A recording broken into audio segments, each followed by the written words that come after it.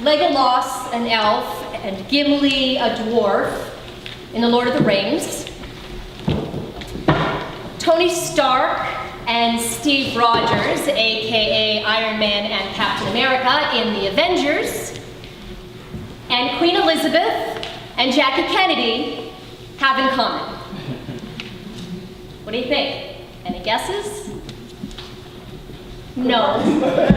Part of your son. They're all Congregationalists? Nice try. I actually think that they are all examples of what Jesus was talking about when he told the story of the Good Samaritan. So a lawyer came to Jesus and asked him what he needed to do to be right with God. And Jesus said, "You're a scholar, you've read the scriptures, what do you see there?" And the lawyer answered with the best biblical tweet ever. He said, "You gotta love the Lord your God with all your heart, mind, and soul, and strength, and your neighbor as yourself." Jesus says, "You got it. You're all good." But the lawyer wants to clarify exactly who deserves his love. Is it the people that he goes to temple with? Or the ones who live on his block? Or the ones who live in his city? Who is my neighbor? He asks Jesus. And so Jesus, as he so often does, tells a story. Once upon a time, there was a Jewish man walking along a dangerous road towards Samaria. And he was attacked by bandits, and he was beaten up, and he was left in the ditch for dead. And two other Jews from his community came walking by on the other side, and they didn't stop to help. And then along came a Samaritan. And he crossed the road and gave aid to the man in the ditch. Now here's the thing you need to know about Samaritans and Jews. They hated each other.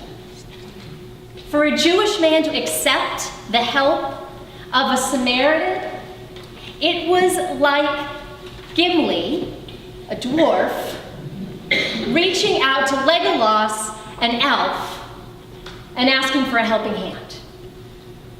It was like Tony Stark, swallowing his pride and taking out that phone and calling Captain America to say, "We can't save the world without you. I know it hasn't happened yet, but I've got my fingers crossed." It's like Queen Elizabeth, who invited Jackie Kennedy for tea after Jackie publicly made fun of the English monarch.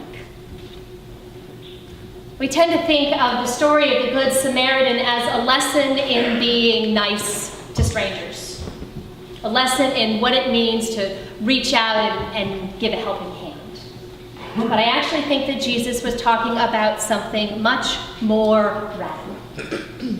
Jesus was suggesting that our neighbors include the people we would rather avoid. Red Sox fans, if you root for the Yankees. Democrats, if you vote Republican. White supremacists, if you're Jewish.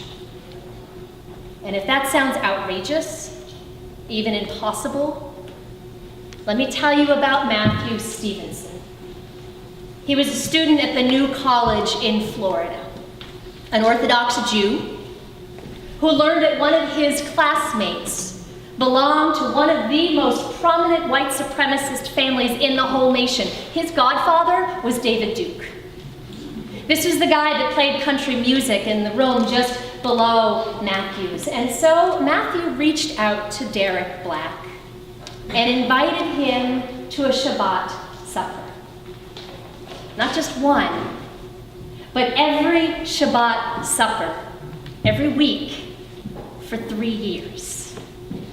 Now, some of Matthew's other friends stopped coming to that Shabbat dinner because they wouldn't share a table with that white supremacist Derek Black.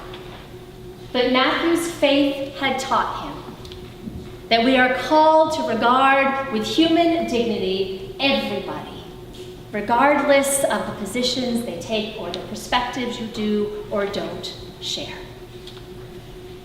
Over the course of those 3 years, Matthew and Derek developed this deep friendship, and eventually Derek actually renounced his white supremacist views. Left his whole family and community behind, not because Matthew had badgered him during those dinners, but because he realized that his views were incompatible with the deep friendship he discovered with Matthew.